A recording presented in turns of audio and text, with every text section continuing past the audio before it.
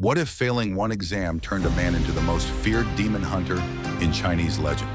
A spirit so terrifying that evil ghosts run at the sight of him? This is the story of Zhong. Hey everyone, welcome back to the channel.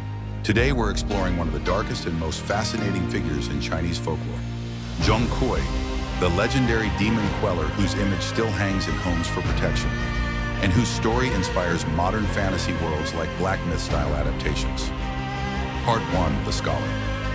Long ago, during China's Tang Dynasty, Zhong was said to be a brilliant scholar. In ancient China, success in life depended heavily on the imperial examinations, extremely difficult tests that could turn ordinary people into government officials overnight. Zhong studied relentlessly, and when the results came out, he placed first. But according to legend, when he appeared before the court to receive his title, officials mocked his appearance and stripped him of the honor. Imagine spending your entire life preparing for one moment and losing everything because of how you looked. The humiliation broke him. Soon after, Zhong died in despair. But in Chinese folklore, death is rarely the end of the story. Part 2, The Emperor's Dream. Not long after, the emperor began having terrifying dreams. In them, small demons invaded the palace, stealing treasures, causing illness, spreading chaos. Then suddenly, another figure appeared. A massive man with wild hair, glaring eyes, and a drawn sword stormed through the halls, slaughtering the demons and dragging them away. The emperor demanded to know who this terrifying protector was. The spirit bowed and said, "I am Zhong. I failed to serve you in life, so I now serve you in death." The emperor awoke shaken, but impressed.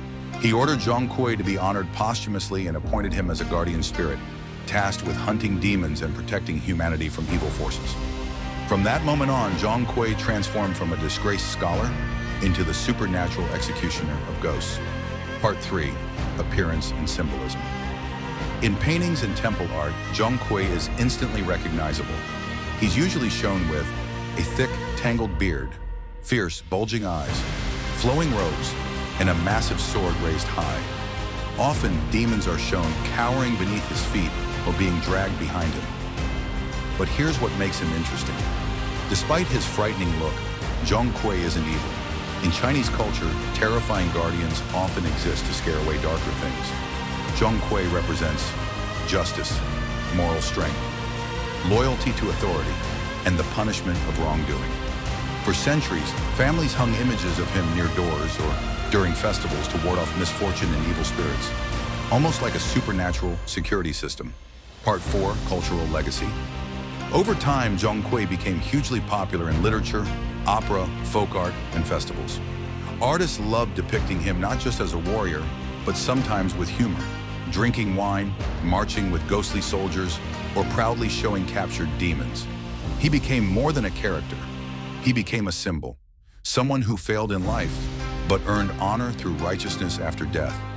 That idea, redemption through justice, is a big reason his legend endured for over 1,000 years. Part 5, Black Myth-style adaptations. In modern fantasy, especially dark, myth-inspired games and stories like the atmosphere seen in Black Myth, Zhong is often reimagined with heavier armor, shadowy powers, and brutal combat, but the core stays the same.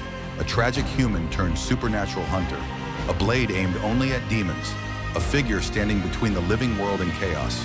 When you see horned spirits, shadowy realms, and ancient warriors battling ghosts in Chinese fantasy, Zhong is one of the cultural blueprints behind that style. Outro. So the next time you hear the name Zhong, remember, he wasn't born a monster. He wasn't always a legend. He was a scholar who lost everything and became the thing demons fear most. If you enjoyed this deep dive into Chinese mythology, drop a like, subscribe, and comment which legend you want covered next. Sun Wukong, Nezha, or someone even darker. I'll see you in the next one. Subscribe, like, and comment.